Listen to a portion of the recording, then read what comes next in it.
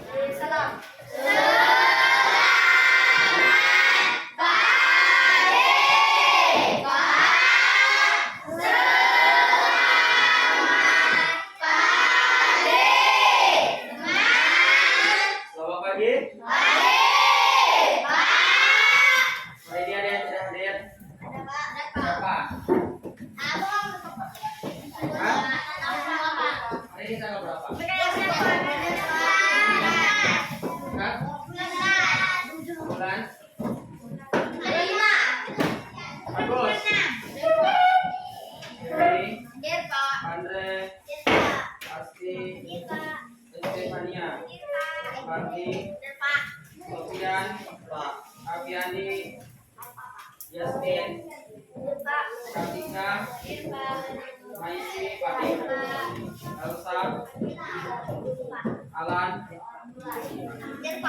Giovanni, Ricky, Niko, Safira, Kathy, Yakobus, Barito. Baik, perhatikan hari ini kita akan belajar tentang dengan tema indahnya kebersamaan, ya, indahnya kebersamaan dengan subtema kebersamaan dan keberagaman. Hari ini kita akan belajar tentang pelajaran matematika, PPKN dan IPA. Nanti di matematika kita akan menjelaskan atau mempelajari bagaimana cara menyajikan data dalam bentuk tabel atau diagram batang. Ya, paham apa itu tabel? Paham apa itu diagram batang? Nanti kita akan pelajari sama-sama. Kemudian di kegiatan pembelajarannya kita akan mengumpulkan data siswa berdasarkan asal daerah dan membuat diagramnya. Nanti kalian mengumpulkan data-data siswa kawan-kawan kalian berdasarkan asal daerah, nanti disajikan dalam bentuk tabel dan diagram. Nanti kita akan belajar bagaimana cara membuatnya. Kemudian yang kedua, pelajaran PPKN. Kompetisi dasar yang akan kita pelajari di pelajaran PPKN kali ini adalah mengenal simbol serta makna dari Pancasila. Jadi nanti kita belajar simbol Pancasila itu apa saja, kemudian ada maknanya sendiri. Nanti kita akan belajar sama-sama. Kemudian untuk kegiatan pembelajarannya kalian akan berdiskusi kelompok tentang penerapan nilai-nilai Pancasila dalam kehidupan kita sehari-hari. Pancasila ada berapa nilainya? Ada berapa Pancasila? Ada 5. Nanti kita pelajari sama-sama. Nilai-nilai Pancasila itu apa saja, kemudian artinya apa saja. Kemudian yang terakhir kita belajar tentang mata pelajaran IPA. Nanti kita akan memahami tentang pentingnya fotosintesis pada tumbuh. Kemudian kalian nanti akan berdiskusi kelompok juga, ya, tentang pentingnya fotosintesis pada tumbuhan bagi kehidupan makhluk hidup. Yang pertama kita belajar tentang matematika dulu.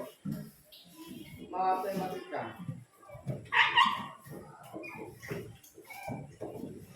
Tadi apa pembelajarannya? Menyajikan data dalam bentuk tabel atau diagram batang. Menyajikan data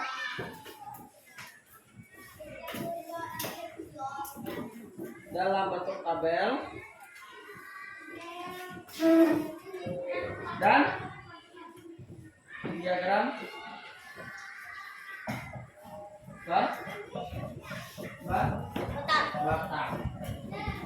Di sini ada dua cara menyajikan data yang akan kita pelajari. Yang pertama dalam bentuk tabel, yang kedua dalam bentuk diagram batang. Bentuk tabel seperti apa, Pak? Bentuk tabel seperti ini, sama seperti denah di dalam kelas, sama denah di dalam kelas. Contoh seperti ini. Misalkan di sini kita tulis nomor. Di sini kita tulis nama nama siswa.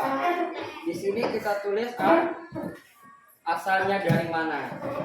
Kemudian kita buat tabel seperti ini. Misalkan yang pertama nama siswa dari Febri. Coba Febri asalnya dari mana? Dari mana Febri? Febri dari mana? Dari Putus Ibau misalkan. Kemudian ada si Yakobus. Yakobus ini dari mana? Sungai Tuba. Sungai Tuba. Kemudian Fardi. Fardi dari mana? Dari Kenepai Komplek. Jadi kita bisa menyimpulkan dari data tabel ini, dapat kita simpulkan bahwa yang berasal dari Putus Ibau ada berapa orang? Satu. Oh, ini berapa orang berasal dari Putus Ibau? Hanya satu. Yang kedua berasal dari Sungai Tuba. Berapa orang? Satu orang. Yang berasal dari Kenepai Komplek ini berapa orang? Berapa orang? Satu orang juga. Ini namanya data dalam bentuk tabel. Data dalam bentuk tabel ini mempermudah kita untuk mendapatkan informasi. Paham? Ada yang ingin ditanyakan? Kemudian kita buat data dalam bentuk diagram batang. Seperti apa? Ini contohnya.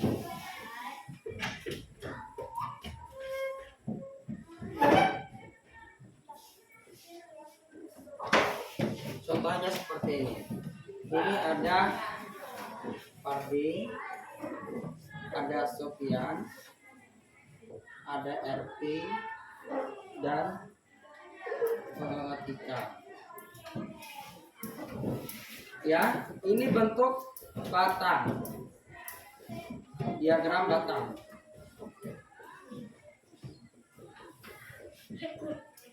Kita perhatikan di sini. Fardi ini kita umpamakan batangnya berwarna, diagram batangnya berwarna hitam. Yang artinya dari Kenepai Komplek. Kemudian Sofian kita artikan dia diagram batangnya warna putih dari Sekedau. Kemudian RP kita artikan diagram batangnya warna ungu dari Sungai Tuba. Kemudian si Tika kita artikan dia diagram batangnya berwarna merah. Berasal dari mana Tika? Bulan atau Boyan? Tika berasal dari mana? Boyannya? Dari Boyan. RPTA, oke. Dari data ini kita dapat memperoleh berapa siswa yang berada dan berasal dari Kenepai Komplek. Di sini berapa orang? Satu orang. Kemudian siswa yang berasal dari Sekedau berapa orang melihat data ini? Satu orang juga. Kemudian dari Sungai Tuba berapa orang? Satu orang. Kemudian dari Bunut berapa orang? Satu. Artinya diagram batang dengan tabel ini sama-sama memiliki fungsi yang sama. Agar apa? Agar kita mudah apa? Memperoleh data atau informasi. Jadi mau dia berupa tabel ataupun berupa diagram batang, caranya seperti ini. Kalau bentuk tabel kalian sudah paham apa itu tabel, kemudian bagaimana cara membuatnya. Kemudian kalau bentuk diagram batang dia seperti ini. Jelas? Ada yang ingin bertanya? Tidak ada? Lanjut enggak? Kalau sudah jelas, kita lanjut ke pelajaran selanjutnya. Pelajaran apa? Apa tadi? Apa? PPKN. PPKN tadi indikator pembelajarannya apa saja? Kompetisi dasarnya. Bagaimana kita menjelaskan simbol-simbol Pancasila. Kita pelajaran selanjutnya ke pelajaran PP. Tadi apa kegiatan? Mengenal simbol serta makna Pancasila. Mengenal simbol serta makna Pancasila. Yang pertama berbunyi apa? Ketuhanan Yang Maha. Simbolnya apa? Bin. Yang kedua, Pancasila berbunyi kemanusiaan yang adil dan beradab. Simbolnya apa?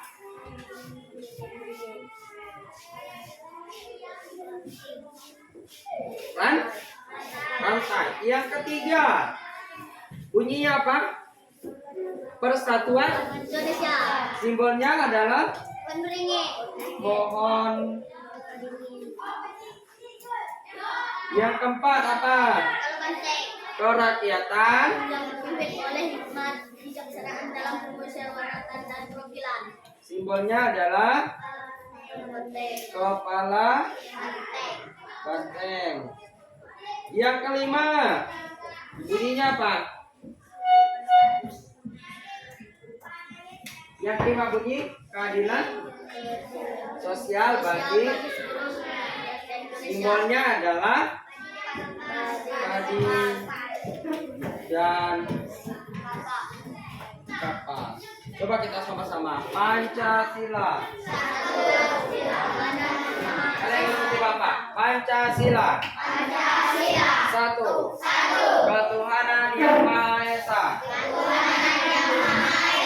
Dua. Kemanusiaan yang adil dan beradab. Tiga. Persatuan Indonesia. Empat. Kerakyatan yang dipimpin oleh hikmat kebijaksanaan. Dalam permusyawaratan perwakilan. 5. Keadilan sosial bagi seluruh rakyat Indonesia.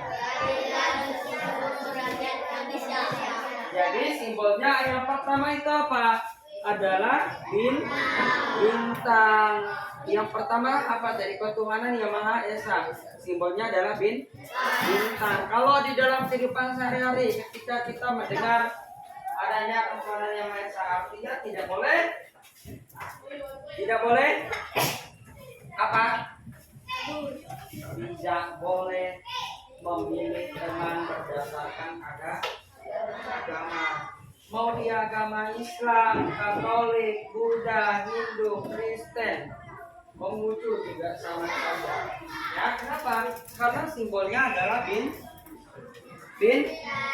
Yang kedua, bunyinya apa? Kemanusiaan yang adil dan simbolnya apa?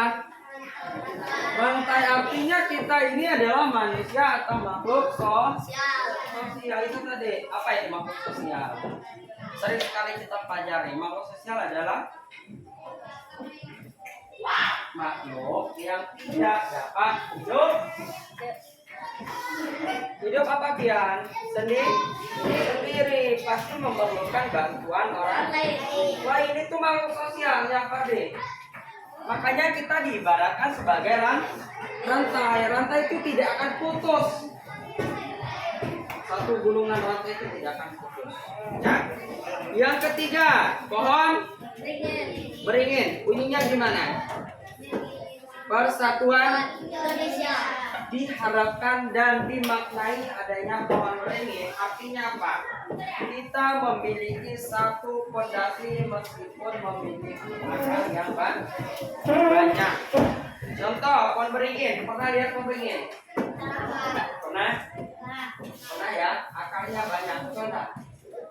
Kita seperti akan pemberingin, tapi kita memiliki satu fondasi. Baik dia dari daerah Sibau, ada yang dari Sintang, dari Pino, dari Melawi, dari Pontianak, dari Jakarta, dari Medan, dari Surabaya, tapi kita tetap satu disatukan oleh pohon beringin. Makanya lambang ketiga itu lambangnya pohon beringin. Yang keempat, kerakyatan yang dipimpin oleh hikmat kebijaksanaan dalam persolatan kekuatan. Simbolnya adalah kepala banteng. Yang kelima apa? Keadilan. Ininya apa? Simbolnya adalah padi dan kapas. Artinya semua rakyat Indonesia memiliki hak dan kewajiban yang sama. Hak kalian apa? Hak kalian sekarang itu mendapatkan pembelajaran. Hak saya di umur sekarang belajar, Pak. Kewajibannya apa? Hak itu tadi sudah mendapatkan pendidikan. Kewajibannya adalah belajar. Kalau orang tua, haknya apa? Bekerja. Kewajibannya rajin bekerja, mencari nafkah. Untuk siapa? Untuk kalian. Paham? Ada yang ingin ditanyakan? Sudah? Lanjut kita ke pelajaran IPA. IPA tadi pelajarannya apa? Tentang fotosintesis. Kita akan pelajari apa itu fotosintesis. Ini ada yang mau tanyakan nggak? Tidak ada ya? IPA. Ini tentang pentingnya fotosintesis. Sebelum kita pelajari lebih jauh, apa itu fotosintesis? Apa itu fotosintesis? Fotosintesis adalah proses pembentukan makanan pada itu apa tuh? Tumbuhan. Proses pembentukan makanan pada tumbuhan itu namanya fotosintesis. Kita perhatikan dulu, nanti mainnya pian, biarin.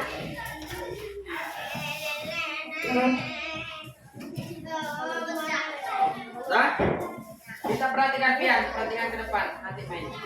Fotosintesis ini berlangsung pada pagi hari sampai siang hari.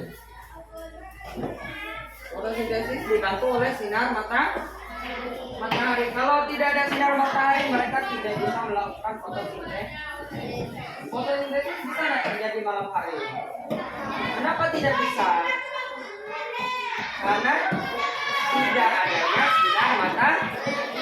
Makanya fotosintesis berlangsung pada siang hari dan pagi. Ada yang ingin ditanyakan? Fotosintesis berfungsi untuk mengelola makanan pada tumbuhan. Fotosintesis berlangsung pada bagian tanaman pada daun. Makanya kalau kalian ke hutan, jangan ngambil daun tumbuhan. Ibaratnya manusia itu adalah dapurnya mereka. Kalau dapurnya sudah dirusak, mereka buat makanan seperti apa nanti? Ya, yang artinya tumbuhan itu bisa mati karena dapurnya sudah terganggu. Kalau ada lihat tumbuhan, jangan diganggu, jangan dibunuh. Ya. Tumbuhan itu berfungsi untuk manusia sebagai penghasil oksigen. Kalian sekarang bernapas menghirup oksigen itu berasal dari mana? Dari tumbuhan. Coba bayangkan kalau tumbuhannya sudah mulai gundul, tumbuhannya sudah mulai tidak ada, manusia kekurangan oksigen. Apa yang terjadi? Manusia juga ikut punah. atau ikut mati. Makanya kalau kita melihat tumbuhan, melihat lingkungan itu dijaga. Ada yang mau ditanyakan? Sudah jelas? Sudah jelas? Kalau sudah jelas, silakan istirahat. Nanti